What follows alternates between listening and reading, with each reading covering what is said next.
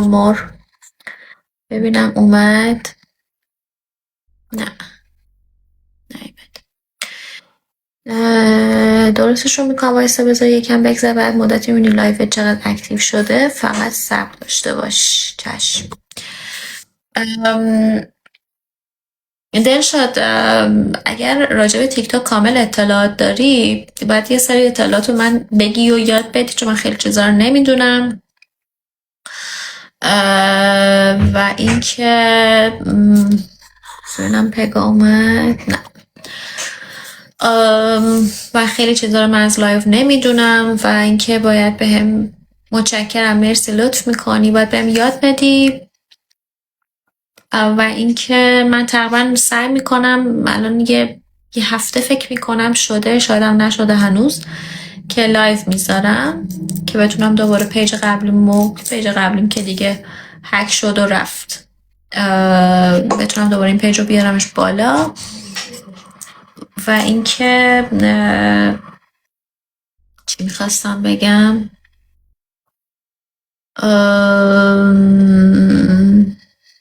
فراموشی دارم. ماهیم داشته باشم در خیلی متشکرم، مرسی عزیزم، لطف میکنین. جوانکاری thank you so much. یه چیز دیگه هم خواستم بپرسم یادم رفت.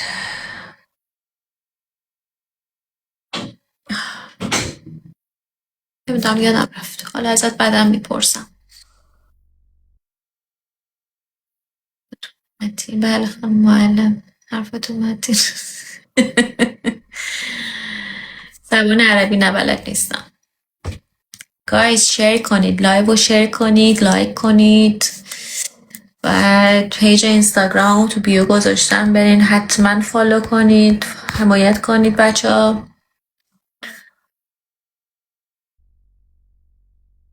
خیلی ولی مهمترین کاری که باید بکنید نباید زیاد به کامنت اهمیت بدی، چون اینجا همه جور آدمی میاد و میره. بله درست، چشم.